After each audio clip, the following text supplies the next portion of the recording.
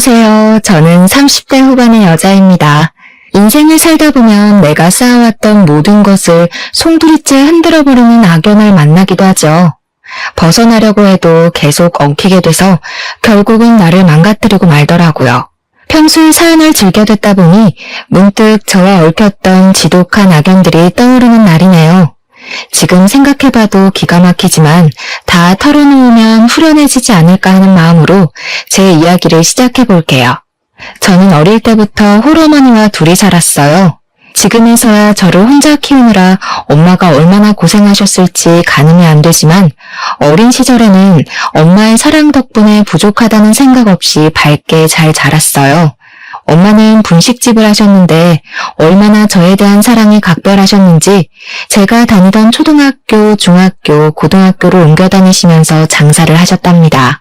언제나 일을 하셔야 해서 저를 돌볼 수 없으니 가까이서라도 지켜보려고 했던 마음이셨겠죠. 중고등학교 때는 친구들 데리고 가면 엄마가 언제나 떡볶이를 듬뿍 주시곤 했어요. 그래서 저는 항상 친구도 많고 즐거운 학창 시절을 보낼 수 있었던 것 같아요. 엄마는 제가 결혼을 한 후에도 다녔던 고등학교 앞에서 분식집을 하셨답니다. 가끔 가보면 교복 입은 아이들과 정답게 수다 떠시는 엄마를 볼 수 있었는데요. 그 시절의 엄마와 제가 생각나서 마음이 찡해지곤 했죠. 저는 얼른 자립을 해서 엄마에게 도움이 되고 싶었던 생각이 컸기 때문에 전문대를 나와서 바로 작은 회사의 격리로 일을 시작했답니다. 남편을 만난 지는 그 즈음이었어요. 친한 동료가 있었는데 같이 저녁을 먹으면서 찍은 사진을 동료의 친구였던 남편이 우연히 보게 된 것이죠. 그 이후로 자꾸 저를 소개해달라고 졸랐다면서 소개팅을 주선해 주었답니다. 처음 만난 남편은 동갑답지 않게 참 젠틀하고 좋은 가정에서 살아왔겠구나 하는 생각이 드는 사람이었어요. 문득 보이는 행동에서 여유가 느껴지고 대화를 해보니 저보다 아는 것도 참 많았죠. 남편은 적극적으로 구애를 해왔고 우리는 곧 연인이 되었답니다. 남편이 데려가는 식당이나 뮤지컬 극장, 여행은 저에게 참 새로운 곳이 많았죠. 살면서 해본 것도 가본 것도 별로 없다는 것을 남편을 통해 알게 되었달까요? 마치 저에게 신세계를 열어준 듯이 남편과 처음 해보는 것이 많아 데이트는 항상 즐거웠죠. 사귄 지 1년도 되지 않아 남편은 자꾸 결혼하자는 이야기를 꺼내더라고요. 저는 데이트하고 만나는 건 참 좋았지만 아직 20대 후반이었고 모아둔 돈도 없었기에 결혼은 한 번도 생각해보지 않았어요. 부담스럽다고 거절했지만 남편은 일단 집에 가서 부모님께 인사드리자고 계속 재촉했답니다. 그렇게 남편에게 끌려다니다 보니 어느새 남편 집 앞에 서 있더라고요. 시부모 댁은 서울 근교의 주택단지에 있는 단독주택이었는데 기와가 있는 현대적인 한옥으로 멋들어지게 지어져 있더라고요. 저는 쭉 빌라에서만 살아서 단독주택에 산다는 건 생각도 못 해봤는데 집을 구경해보니 참 멋지긴 했답니다. 앞마당과 뒷마당도 널찍하고 작게 텃밭도 있고 시부모님은 드라마에 나오는 것처럼 여유롭게 살고 계시더라고요. 시부는 공무원을 하셨다가 퇴직한 지 얼마 되지 않았고 시모는 항상 전업주부셨다고 해요. 저를 위해 식사를 준비해 두셨는데 텃밭에서 직접 땄다는 신선한 채소와 윤기나는 갈비찜을 먹으며 잠시나마 완전한 가족 속에 있는 듯한 행복을 느꼈죠. 그런데 남편은 부모님께 저에 대해 아무 말도 하지 않았던 모양이에요. 홀어머니가 분식집을 하시고 저는 격리로 일한다는 걸 아시더니 시모의 표정이 바로 차갑게 돌변하시더라고요. 방금 전까지는 인자한 미소를 지으시면서 며느리가 너무 예뻐서 손잡으면 아주 잘생기겠다고 하시더니 제 쪽은 쳐다보지도 않으셨어요. 30도 안 됐는데 아직 결혼은 너무 일러. 결혼이 하고 싶으면 5년은 있다가 해라. 5년을 어떻게 기다려? 왜 갑자기 억지를 부리세요? 난 내년 안에 꼭 결혼할 거예요. 내가 이런 말까진 안 하려고 했는데 집안도 좀 격이 맞아야지. 한쪽이 너무 기울면 결국 헤어지게 마련이야. 아가씨도 내 말 서운하게 생각하지 말고 반반한 얼굴 믿고 우리 아들 꼬신 모양인데 취직하려고 마음 먹었으면 더 나이 있는 남자를 잡던가 순진한 애 데리고 뭐 하는 거야? 어휴, 염치도 없어라. 저는 결혼하려는 마음도 없었는데 한순간에 결혼하지 못해 환장한 여자가 되어 있더라고요. 여태껏 살면서 이런 험한 소리는 들어본 적이 없어서 머리가 하얘져 대꾸 한마디도 못하겠더라고요. 남편이 저를 붙잡았지만 부들부들 떨리는 손을 애써 잡으며 그 집을 나와버렸어요. 그렇게 남편과 헤어지려고 마음을 먹었죠. 남편은 매일 회사 앞으로 찾아와서 절대 못 헤어진다며 눈물까지 보이더라고요. 시모한테 받은 모욕을 떠올리며 모질게 대하려고 했지만 사랑이 뭔지 남편 얼굴만 보면 같이 눈물이 흐르더라고요. 자기가 책임지고 허락받을 테니 헤어질 생각만 하지 말라면서 저에게 더욱 정성을 다했답니다. 헤어진다는 생각만 해도 가슴이 저리는데 눈물이 어떻게 끝낼 수가 있었겠어요. 결국 남편이 허락받을 때까지 기다리기로 했고 시부가 시모를 설득해 결국 몇 달이 걸려 상견례를 할 수 있었답니다. 시모의 아나무인 태도는 상견례에서도 여전했죠. 제가 이 결혼을 찬성해서 시키는 게 아니라는 건 사돈도 잘 알아주시길 바랍니다. 그만큼 따님 교육 잘 시켜서 보내주세요. 제가 인생을 살아보니까 아버지 없는 애들은 어디선가 꼭 티가 나더라고요. 잔뜩 긴장을 한 엄마는 시부모에게 제대로 대답도 잘하지 못하셨어요. 저는 묵묵히 듣기만 하는 엄마를 보고 너무 화가 나서 한마디 하려고 입을 열었는데 엄마가 가만히 제 손을 잡으시더라고요. 엄마와 눈이 마주친 저는 간절한 눈빛에 결국 입을 닫아야만 했죠. 제가 놀랄 정도로 엄마는 남부럽지 않게 결혼식과 혼수를 준비해 주셨어요. 어디서 돈이 났냐고 물어봐도 딸 결혼하는데 보태려고 이 정도는 준비해 두셨다는 말만 해주시더라고요. 시모가 혼수로 꼬투리를 잡으려고 했지만 막상 제가 준비한 걸 보자 별다른 말을 못할 정도였답니다. 결혼을 한 후부터 저는 일주일에 한 번 또는 2주일에 한 번은 꼭 시댁에 가야만 했죠. 시모는 저를 그렇게 못마땅해 하시면서도 주말마다 저를 불러댔어요. 집안의 가풍을 배우고 집안 살림을 배워야 한다는 이유로 말이죠. 평일에 직장을 다니니까 주말에 간절히 쉬고 싶었지만 시모에게 잘 보이고 싶은 마음으로 꼬박꼬박 시댁으로 가서 알려주는 대로 반찬을 배우고 집 청소까지 했답니다. 남편에게 너무 힘들다며 하소연을 해봤지만 시모 마음에 들고 친해질 수 있는 기회 아니냐면서 조금만 참고 해보라고 하더라고요. 그렇게 결혼을 하고 첫 설 명절을 맞게 되었어요. 평생 전업주부로 살아온 시모는 자신의 음식 솜씨에 대해 자부심이 엄청났어요. 시부와 남편이 밥 먹으면서 맛있다는 소리를 안 하면 삐지는 게 눈에 보일 정도였죠. 시모가 한 음식을 먹을 때마다 항상 맛있다고 호들갑을 떨어야 했답니다. 엄마와 둘이서 살아서 저는 명절을 항상 간소하게 지내곤 했는데 시댁에 와서 이렇게 명절에 음식을 많이 할 수 있다는 걸 처음 알았네요. 친척들이 많이 온다며 음식량을 어마어마하게 준비하더라고요. 3시간을 꼼짝 못하고 전을 부치는데 허리가 끊어질 것 같았죠. 음식 하나 할 때마다 앞으로 제가 할 일이니 똑바로 보고 배우라며 얼마나 무섭게 다그치는지 다음 명절이 벌써 걱정될 정도였답니다. 새벽부터 이른 저녁까지 시모와 꼬박 음식을 했는데 기절할 것 같이 힘들었어요. 시부와 남편은 손 하나 까딱하지 않고 텔레비전을 보고 있는데 제 눈치를 본 남편이 어슬렁거리며 주방에 들어왔다가 시모에게 내쫓기더라고요. 막 저녁 준비가 다 되었을 때 초인종이 울렸어요. 친척분들은 내일에야 올 텐데 누구인지 의아한 참이었는데 남편이 신나서 현관문을 열더라고요. 제 또래의 젊은 여자가 다소곳이 집 안으로 들어왔어요. 시모도 얼른 여자에게 다가가서 손을 맞잡으며 아주 반기더라고요. 묶은 머리가 다 헝클어지고 땀으로 절은 제 모습과는 다르게 그 여자는 한눈에 봐도 비싼 원피스를 차려입고 세련된 이미지가 인상적이었답니다. 얘는 왜 모질이처럼 서 있어? 형님한테 인사 안 하니? 엄마, 얘는 아직 형수 얘기 몰라. 설날 전에 말해두려고 했는데 깜빡했네. 남편이 외동인 줄 알았는데 낯선 여자가 형수라니 무슨 말인지 도통 이해가 되지 않더라고요. 사실 내가 형이 있었는데 우리 결혼하기 2년 전에 교통사고로 죽었거든. 이분은 형수님이고 형하고는 사별했지만 우리 집하고는 어릴 적부터 아는 사이라 명절 땐 꼭 부모님 뵈러 오지. 반가워요. 결혼식도 못 가보고 이렇게 처음 만나네요. 앞으로 종종 만날 테니 우리 친하게 지내요. 나보다 1살 어리다고 하지 않았어? 형님이라는 여자가 남편을 돌아보며 반말로 물어보는데 정말 아주 오래전부터 스스럼 없이 지낸 것 같은 분위기를 풍기더라고요. 1살 차이밖에 안 나는데 어쩜 둘이 이렇게 차이가 많이 나는지. 우리 혜정이는 변호사야. 그것도 아주 대형 로펌에서 일해. 내가 우리 며느리 자랑하는 재미로 살아요. 시모가 저렇게 다정하게 말할 수 있는 사람이란 걸 처음 알았던 순간이었죠. 아들과는 사별했는데 아직도 며느리라고 살갑게 부르니 제 입장에선 좀 이상하게 느껴졌는데요. 어릴 때부터 집안끼리 친했던 사이라니 그럴 수도 있겠다고 생각하고 넘겼답니다.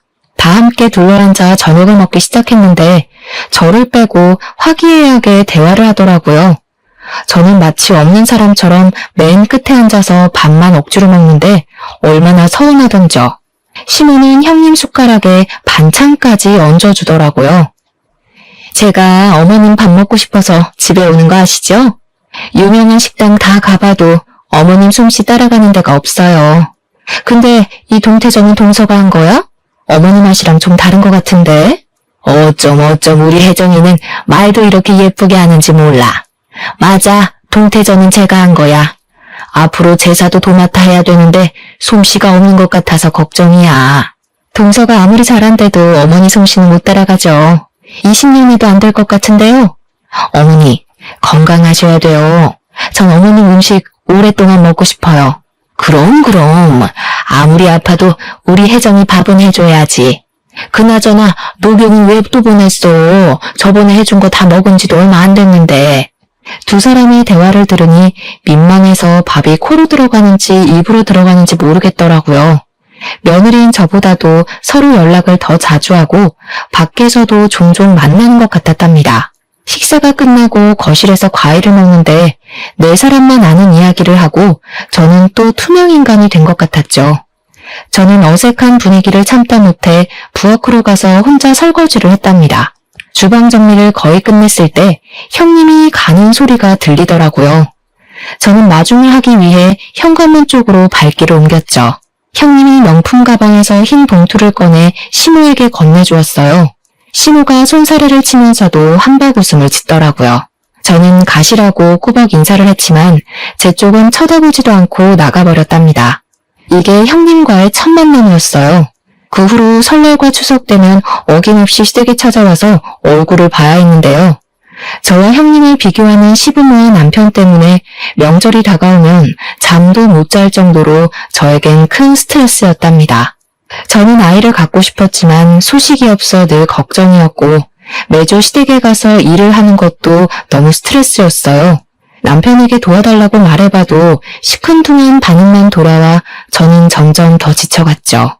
그렇게 스트레스 받을 거면 차라리 일을 그만둬. 몇 푼 벌지도 못하는데 때려치우고 어머니한테 살림이나 제대로 배워. 그렇게 결혼한 지 5년이란 시간이 흘렀지만 여전히 아기 소식은 없었고 시모는 저를 더욱 무시하고 구박했답니다. 넌 도대체 밥만 축내고 하는 게 뭐니? 남들은 아기도 순풍순풍 잘만 낳더구먼. 우리 집 대를 끊을 작정이야? 이래서 집안에 사람이 잘 들어와야 돼. 집에서 놀면서 우리 아들 돈이나 써대고 잘하는 짓이다. 어느 날 엄마가 전화가 걸려왔죠. 제 처지가 너무 우울했기에 엄마한테 보여주지 않으려고 안부 전화를 한 지도 찾아간 지도 너무 오래되었더라고요. 결혼하고 나서 시어머니가 보내주지 않아서 명절에도 한 번도 찾아가 보지 못했어요. 엄마는 항상 이해한다고 너만 잘 지내면 된다고 말씀해 주셨지만 혼자서 명절을 보내시는 게 얼마나 쓸쓸하셨을까요? 엄마는 큰 종합병원 이름을 대시며 오늘 그 앞에서 좀 만나자고 하시더라고요. 병원이란 말에 제 가슴이 덜컥 내려앉았죠. 저는 허겁지겁 병원으로 달려갔는데 1층 정문 앞에서 환자복을 입고 계신 엄마가 보이더라고요. 떨리는 가슴을 부여잡고 천천히 엄마에게 다가갔는데 얼굴이 말도 안 되게 수척해졌고 한눈에 봐도 심각한 병에 걸렸다는 걸 알 수 있었죠. 엄마는 저한테 말도 하지 않고 혼자 검사도 다 받으셨더라고요. 이미 손 쓸 수 없을 정도로 전이가 되어 의사가 수술도 권하지 않았다는 폐암 말기였답니다. 저는 엄마를 부여잡고 하염없이 울었답니다. 제 팔 안에 들어온 엄마의 몸이 얼마나 야위었는지 안으면서도 어찌나 놀랐는지요. 왜 몸이 아픈데 나한테 말을 안 했어? 어떻게 혼자서 검사를 받을 생각을 해? 평소에 병원 접수도 혼자 못하면서. 몸 아픈 지 얼마 안 됐어. 기침 심하게 해도 감기인 줄 알았지. 진통제 먹으면 또 괜찮아지고 그러니까 별로 아픈 건 못 느꼈어. 그게 말이 돼? 어떻게 암이 다 퍼질 동안 아무 증상이 없을 수가 있어. 우리 당장 수술 날짜 잡자. 항암 치료도 해달라고 하고. 엄마는 아무 대답도 하지 않고 제 울음이 사라질 때까지 제 등을 두드려주시며 기다려주셨죠. 주치의를 만나 상담을 해봤지만 치료하는 건 환자의 자유지만 더 고통스러울 수도 있다는 매정한 대답만 들을 수 있었답니다. 저는 당장 엄마를 제 옆에 모시고 간호를 하기로 했어요. 살고 있는 아파트는 방이 2개라 엄마를 충분히 모실 수 있을 것 같았죠. 남편이 퇴근해서 들어오자마자 울면서 속사포처럼 이야기를 쏟아냈어요. 장모님을 간호해야 되는 건 맞는 건데 여기에 모시긴 좀 그렇지 않아? 저는 생각보다 차가운 남편의 반응에 당황을 했답니다. 만약 시모가 큰 병에 걸렸다면 저는 시댁에 들어가서 간호하라는 말을 해도 받아들였을 텐데 말이죠. 사실 이 집은 우리 부모님이 해준 거니까 장모님한테도 여쭤봐야 되지 않겠어? 네가 우리 엄마한테 얘기를 한번 해봐. 어머님한테 말하면 당연히 안 된다고 하시겠지. 나 미워하시는 거 몰라서 그래? 어머님이 여기서 같이 사시는 것도 아닌데 꼭 시부모 허락을 맡아야 되겠어? 말씀 안 드리고 장모님을 모시고 오면 더 화내실 건 생각 안 해? 아, 난 몰라. 네가 엄마한테 허락받든가 말든가 네가 알아서 해. 난 머리 아파. 저는 남편의 태도에 많이 실망했죠. 돌이켜보면 지금껏 항상 방관자처럼 지켜만 봤을 뿐 저를 위해 나서준 적이 없었다는 걸 깨달았답니다. 저를 대신해 시모에게 싫은 소리 한번 해준 적이 없었죠. 언제부터인가 저는 이 집안에서 부족한 존재라는 생각을 스스로 하고 있어서 부당한 대우를 받아도 당연히 그럴 수 있다고 받아들이고 있었던 것 같아요. 그때 갑자기 형님 얼굴이 떠오른 건 왜였을까요? 이번에는 마음을 단단히 먹고 시댁으로 찾아갔어요. 시모에게 어렵게 엄마 얘기를 꺼냈지만 역시나 예상했던 대로 차가운 대답만 돌아왔죠. 넌 어쩜 나쁜 소식만 그렇게 끌고 들어오니? 집에 아픈 사람이 있으면 그 집안은 어둡고 나쁜 기운이 들어오는 거야. 내 아들이 힘들게 일하고 들어와서 아픈 장모 보면 얼마나 기운이 빠지겠어. 너는 도대체 생각이 있는 애니? 어머님이 안 된다고 하셔도 저는 엄마 꼭 모셔야겠어요. 많이 아프신데 혼자 계시도록 할 수는 없어요. 저는 머리끝까지 화가 나서 벌개진 눈으로 시모를 노려봤어요. 갑자기 시모가 벌떡 일어나서 제 머리채를 잡고 흔들기 시작했답니다. 제 몸은 시모에게 잡혀 꼭두각시 인형처럼 이리저리 흔들리다 바닥에 패대기 쳐졌어요. 이게 어디서 말 대답을 해? 병원에 입원을 시키던지 죽을 날짜 받아놨으면 요양원이라도 들어가면 되지. 네가 거기서 산다고 그게 네 집 같아? 너도 여차하면 쫓겨나면 그만이야. 죽을 날짜라뇨. 어머님, 우리 엄마한테까지 그렇게 막대먹게 말하는 건 못 참아요. 제가 그 잘난 집 나올 테니까 걱정 붙들어 내세요. 화난 시모가 제 손목을 낚아채려는 걸 탁 쳐내고 시댁을 나와버렸어요. 저는 그 길로 엄마 집으로 들어갔답니다. 날이 갈수록 몸이 약해져가는 엄마의 곁을 밤낮으로 지켰어요. 한동안 남편과 시모가 매일 전화를 해댔지만 받지 않았죠. 엄마가 아픈 건 너무나도 슬픈 일이었지만 시댁도 남편도 없이 엄마와 둘이 지내니 오히려 저는 너무 평안하고 행복한 기분마저 들었답니다. 그렇게 눈 깜짝할 사이에 몇 달이 흘렀죠. 제가 함께 살자 엄마의 상태가 조금씩 호전되는 것처럼 느껴졌답니다. 남편과 이혼할 것은 아니니 저녁 시간에 가서 남편이 먹을 요리를 해놓기 시작했어요. 엄마 집으로 들어간 초반에는 남편에게 연락이 왔지만 어느 순간부터 아무 연락이 없더라고요. 제가 메시지를 보내고 답도 없고 말이죠. 가끔 집에 가보면 청소도 깨끗이 되어 있고 빨래도 밀리지 않고 제가 없어도 잘 살고 있는 것처럼 보이니까 서운한 마음이 들더라고요. 남편과의 사이가 나빠서 집을 나간 것도 아니었는데 마치 별거를 하고 있는 것 같은 상황이 되어 있었답니다. 그래서 불안한 마음에 저녁을 해놓기 시작한 거였는데요. 남편은 저를 다시 봐도 시큰둥하더라고요. 오랜만에 봤는데 반갑지도 않아? 집 정리도 잘 되어 있고 나 없어도 잘 사는 것처럼 보이네? 너 마음대로 네 발로 나갔으면서 이제 와서 왜 이래? 너 없으면 엉망진창일 줄 알았냐? 야, 일주일에 2번 일하는 아줌마 부르니까 네가 살림할 때보다 훨씬 낫다. 장모님의 안부 한 번을 묻지 않는 남편의 태도에 화가 났지만 저는 바보같이 매일 저녁을 해주고 남편이 밥을 다 먹으면 설거지까지 해두고 밤에 부랴부랴 엄마 집에 돌아오는 생활을 계속했답니다. 그렇게 지내던 어느 날 집에 가보니 남편이 평소보다 일찍 왔는지 거실 소파에서 자고 있더라고요. 한 손에는 핸드폰을 쥐고 있었는데 떨어질 것 같아서 살짝 손에서 뺐죠. 항상 비밀번호를 걸어두더니 그날따라 풀려 있더라고요. 화면을 언뜻 보니 빨간 하트가 있는 것 같아 남편 핸드폰을 다시 확인해봤어요. 메시지 창을 읽는데 손이 부들부들 떨려오기 시작했습니다. 자기와 하트로 시작해서 주고받은 메시지는 너무 보고 싶어 못 견디는 연인들의 대화였죠.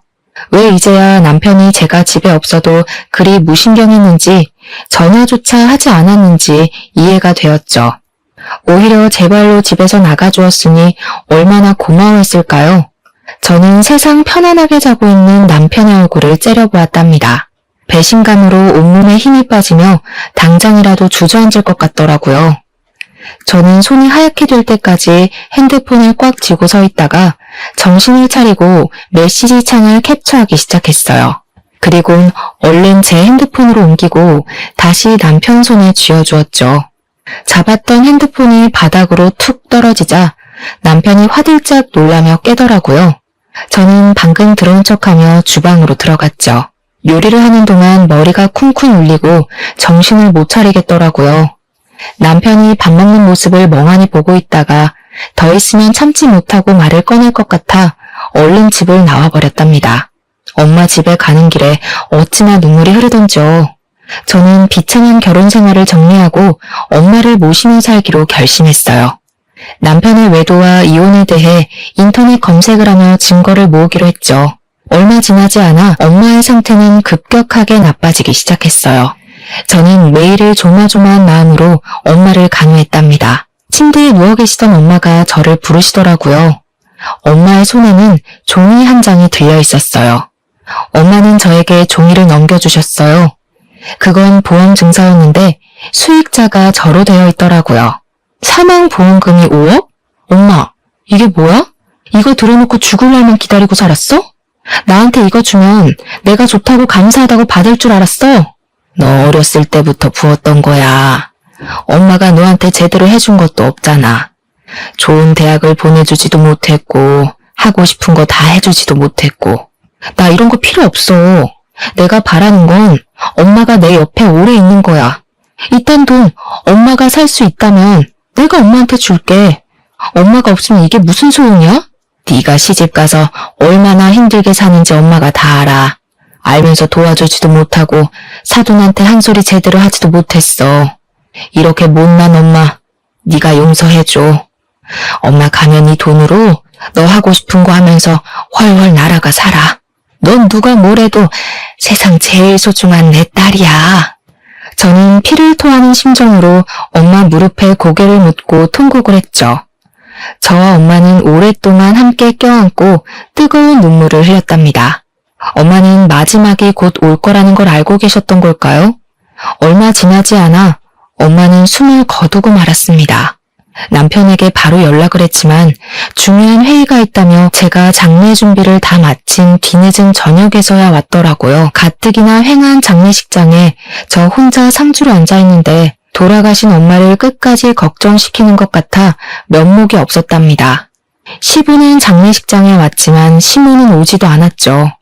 알고 보니 친목계 여행 일정이 잡혀 있어서 지방으로 여행을 갔다더라고요. 끝까지 저와 엄마를 업신여기는 남편과 시모의 행동으로 인해 저는 이혼에 대한 결심을 더더욱 굳히게 되었어요. 장례식이 끝난 뒤 저는 다시 집으로 들어갔죠. 바람 피우는 걸 제가 알고 있다는 사실을 모르는 남편은 뭐하러 집에 들어오냐며 비아냥거리더라고요. 그날부터 저는 외도 증거를 찾기 위해서 집안과 남편의 옷을 뒤져봤지만 별다른 건 나오지 않았어요. 남편의 컴퓨터를 보려고 했지만 비밀번호가 걸려 있어 살펴볼 수도 없었습니다. 저는 남편이 자고 있는 밤에 몰래 나와 자동차의 블랙박스를 확인해봤는데 역시나 여자가 차에 타고 남편과 노닥거리는 음성을 찾을 수 있었어요. 목소리만 들어서는 누군지 알 수는 없었죠. 저는 그렇게 증거를 하나씩 찾아 나갔답니다. 그리고 엄마의 유언대로 저는 홀로 서기를 준비하기 시작했죠. 엄마가 남겨주신 5억의 보험금을 받아서 어떻게 써야 할지 고민을 했어요. 엄마의 목숨과 바꾼 귀한 돈인데 함부로 쓰고 싶지 않았어요. 저는 오랫동안 봐두었던 아파트 한 채를 사게 되었죠. 지금 살고 있는 동네에서 멀지 않은 곳인데 유명한 학군인지라 인기가 많은 동네고 아이 키우기도 좋은 환경이라 남편에게 그 아파트로 이사 가자고 말해본 적이 있었어요. 남편은 부동산에 대해 알지도 못하면서 몇 억씩 하는 아파트를 함부로 투자하냐고 저한테 핀잔을 주었거든요.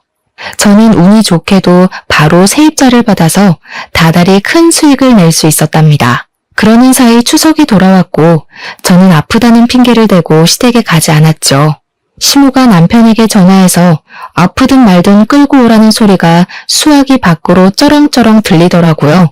그러거나 말거나 침대에 누워 이불을 푹 눌러쓰고 꼼짝도 하지 않았답니다. 명절에 안 가다니 너 제정신이야? 엄마가 장 다 봤는데 혼자 어떻게 하시냐고 난리야. 장모님 아프실 때 우리 엄마가 얼마나 네 편의를 봐줬냐? 이제 며느리 도리 제대로 해야 될 거 아니야. 우리 엄마 아프실 때도 설날에 가서 내가 음식 다 한 거 잊었어? 무슨 편의를 봐줬는데? 뭐 원래 이틀 자고 와야 되는데 음식만 해놓고 밤에 엄마한테 가게 해준 거? 그거 고마워라고. 어머니 죽고 못하는 며느리 또 있으시잖아. 형님한테 와서 같이 하자고 하지 왜? 야, 너 말 그따위로 할래? 형수가 어떻게 일을 해? 큰일하는 변호사가 너처럼 한가하냐? 그렇게 바쁜데 어쩜 명절 때 밥 먹을 시간 딱 맞춰서 온대? 네가 몇 시에 오라고 시간 정해주니? 그만 안 해? 형수랑 너랑 급이 같아? 형수는 네가 그렇게 말할 수 있는 사람이 아니야. 말 조심해. 가기 싫으면 가지 마. 나중에 엄마한테 혼나고 울고불고 후회하지나 마. 남편은 문을 쾅 닫고 나가버렸답니다. 남편이 속으로 저와 형수를 어떻게 생각하고 있는지 잘 알 수 있었죠. 너무 황당하고 서러워서 엄마가 너무나도 보고 싶어 눈물이 났답니다. 남편은 연락 한 번 없이 3일 동안 시댁에서 명절을 지내고 돌아왔어요. 집에 온 남편이 거실에서 전화통화하는 소리가 들려왔어요. 엄마, 형수 집에 데려다주고 지금 들어왔어. 와이프? 몰라, 집에 있는지 없는지. 형님이 또 시댁에 왔던 걸 알게 되자 나도 모르게 허탈한 웃음이 나더라고요. 시부모에게 그 집안의 귀한 며느리는 형님이고 저는 시키는 대로 음식이나 하는 한우일 뿐 그 이상도 아니겠죠. 그때 남편이 거칠게 방문을 열고 들어왔어요. 명절에 집에서 놀고 먹으니까 아주 살판 나 죽겠어? 우리 엄마 힘들게 하니까 좋냐?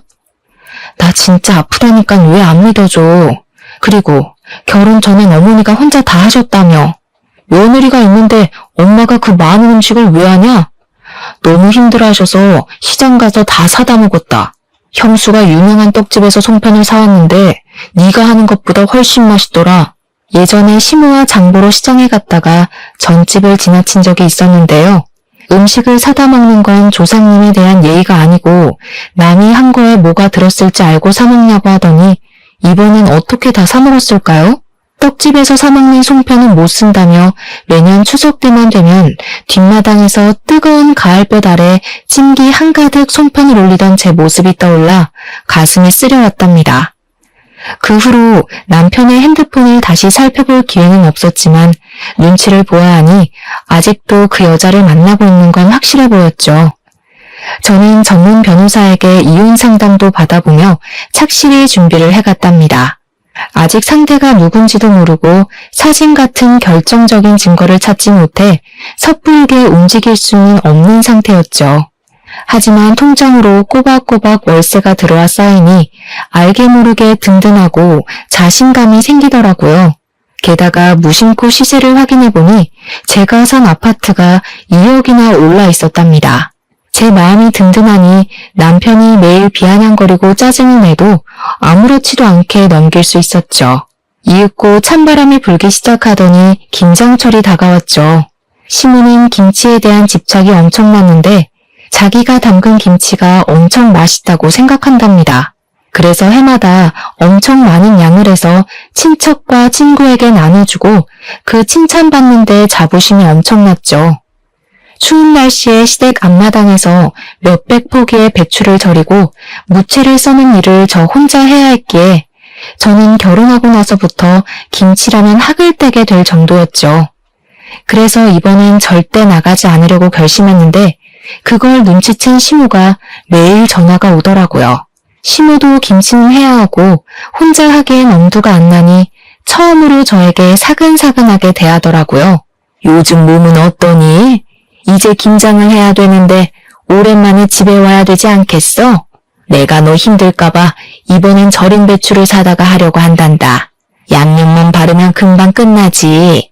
우리 이번엔 쉽게 하고 보쌈이나 만들어서 먹고 푹 쉬자. 어떠니? 시아버지도 너 오랫동안 못 봤다고 보고 싶다고 하시는구나. 이번엔 200포기도 안 하려고 한단다. 보쌈거리도 내가 다 사놓을 테니 이번 주 주말에 꼭 와라. 응? 남편도 이번에 안 가면 시무가 저를 쫓아낼 거라고 난리를 치는데 참 가소롭더라고요. 결정적인 증거를 잡을 때까지는 남편과 불화가 있으면 안 될 것 같아 마지막이라는 생각으로 시댁으로 향했답니다. 제가 온 것을 본 시무는 마치 덫에 빠진 생쥐 보듯 저를 가소롭게 바라보더라고요. 200포기도 안 한다더니 절이지도 않은 배추가 앞마당에 산더미처럼 쌓여 있었어요. 허리를 펴고 숙이는 걸 수백 번 반복하며 배추를 나르고 절이니 입에서 입김이 하얗게 나는데 몸은 땀범벅이 되었답니다. 제 인생의 마지막 김장이라고 이를 갈며 어둑어둑해질 때까지 김장을 했네요. 거의 마무리가 되고 옷이며 머리카락이며 고춧가루가 더덕더덕 붙은 채로 앞마당에 앉아 있었는데 초인종이 울리더라고요. 역시나 제 예감이 맞았죠. 일을 마치고 바로 온 듯한 형님이 정장 투피스를 멋들어지게 입고 들어오더라고요. 형님은 저를 한번 흘깃보곤 인사도 없이 집 앞으로 쏙 들어가 버리는 게 아니겠어요? 시부모와 남편이 반갑게 인사하는 소리가 시끌벅적하게 들리는 와중에 시모가 저에게 들어오라고 삑 소리를 지르더라고요. 그렇게 저만 빼고 화기애애한 저녁 식사가 시작되었죠. 형님은 법원에 가느라 점심도 제대로 못 먹었다면서 제가 한 보쌈과 김치를 야무지게 먹더라고요. 밥만 쏙 먹고는 형님은 일찍 가야겠다고 일어섰죠. 시모는 커다란 김치통에 김치를 담아 가져가라고 주고 형님은 시모에게 하얀 돈봉투를 쥐어주고는 바쁘게 나가더라고요. 남편이 김치통을 들어준다며 같이 나갔답니다. 식탁을 정리하는데 형님이 핸드폰을 두고 나갔더군요. 저는 얼른 핸드폰을 들고 차가 주차되어 있는 뒷마당으로 갔죠. 불빛이 없어 컴컴한데 옆에 나란히 있는 두 사람의 형체가 보이더군요. 가까이 다가가던 저는 걸음을 멈춰설 수밖에 없었어요. 세상에 두 사람이 부둥켜 안고 있는 게 아니겠어요. 저의 몸은 강목처럼 딱딱하게 굳어 움직일 수가 없었죠. 소리를 낮추어 대화를 이어가는 두 사람의 목소리가 들렸어요. 어디선가 들었던 낯익은 목소리였어요. 바로 블랙박스에서 들었던 여자의 목소리였던 거였죠. 순간 누가 이마를 세게 때린 듯이 눈앞에서 불꽃이 번쩍하고 튀는 것 같더라고요. 정신을 차린 저는 악을 쓰며 두 사람에게 달려갔어요. 저를 본 두 사람이 놀라서 황급히 떨어지더라고요. 분노를 참지 못한 저는 마당에 있는 물 호수를 틀어서 둘을 향해 사정없이 뿌려대기 시작했답니다. 형님이 비명을 지르며 손으로 얼굴을 가리고 남편은 저에게 달려들더라고요. 그래서 남편 눈을 향해 더욱더 세게 물 호수를 뿌려댔어요. 형님의 비명소리에 달려온 시모가 얼른 수도꼭지를 잠가버리더니 제 머리채를 잡으려고 손을 휘저기며 달려오는 게 아니겠어요? 저는 온 힘을 다해 시모를 밀어 잡아뜨려 버렸어요. 여태껏 둘이 붙어먹었다 이거지? 사람 하나 바보 만들고 재밌었니? 너네 이런 사이인 거 네 엄마도 알고 있었어? 이 나쁜 놈아. 저는 차의 트렁크에 놓인 김치통 뚜껑을 열어서 김치 2포기를 양손에 들고 남편과 형님 얼굴에 문대버렸어요. 두 사람은 눈이 맵다고 악을 쓰며 주저앉고 난리가 났죠. 당황한 시모가 그걸 보고 다시 물 호수를 두 사람한테 뿌리기 시작했죠. 그 모습을 보고 있으니 아주 코미디가 따로 없더라고요.